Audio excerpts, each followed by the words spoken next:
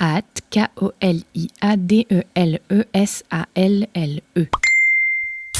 Hier, c'était l'élection des délégués dans la classe de ma fille cadette. L'occasion de se frotter à l'exercice de la démocratie. Oh yeah. Ma fille s'est donc mise en tête de sauver le monde en commençant par son école et sa classe. Elle m'a recrutée comme directeur de campagne. C'était mal payé, alors j'ai dit oui. 28 élèves, 8 candidates, les garçons en minorité ont décidé de ne pas se présenter et de voter blanc. Les filles... c'est nul. Les 8 candidates ont chacune présenté un slogan et un programme. Elles se sont donné du mal. Photo, écriture appliquée, CM1. Nous, on a bossé sur l'idée d'une école plus généreuse, sur la bienveillance entre les élèves, l'entraide, les valeurs, l'humanité. Bien vu. Gros succès. Elle a recueilli une voix, la sienne. Hier soir, elle essayait de masquer sa déception. J'ai senti qu'elle n'était pas loin de vouloir virer son directeur de campagne. C'est compliqué l'apprentissage de la démocratie. Elle m'a dit que 6 autres candidates avaient des programmes un peu similaires. Elles n'ont pas fait beaucoup mieux. L'une d'entre elles n'a recueilli aucune voix. Cette grande dame n'a pas voté pour elle-même. Vu le nombre de candidatures, fallait s'attendre à une large répartition des voix. La gagnante l'a remportée en convainquant 7 électeurs. Ce qui est intéressant, c'est qu'elle a gagné grâce aux voix d'une minorité, les garçons. Ils ont changé d'avis.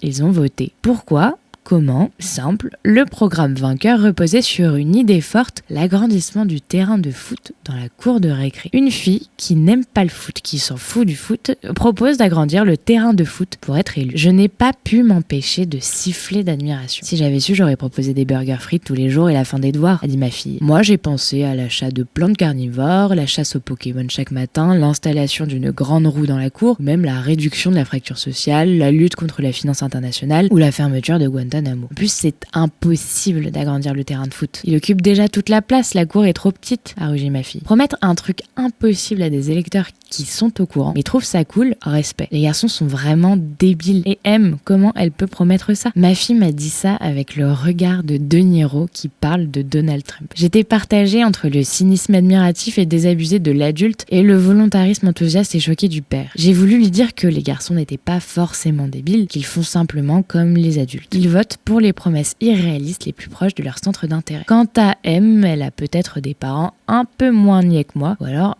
elle est nérouée. Finalement, je me suis tue. Elle découvrira tout ça bien assez vite. En s'endormant, elle m'a dit que ça ne servait à rien d'être honnête pour être élue. Ça m'a un peu brisé le cœur. Encore une fois, j'allais lui répondre « mais non, mais tu vois », et tout ce qui s'ensuit. Les victoires laides ne sont pas de vraies victoires, la grandeur, la noblesse, l'élégance, ne jamais s'abaisser. Puis j'ai pensé à Trump, Clinton, Sarkozy, Hollande, Chirac et les promesses des tenants du Brexit et tous les autres. Et puis j'ai pensé à la petite fille déléguée qui s'endormait au même instant en sachant comment on gagne. Alors j'ai juste dit bonne nuit. Ce soir je relis Le Prince de Machiavel. On va mieux se préparer pour les élections de CM2.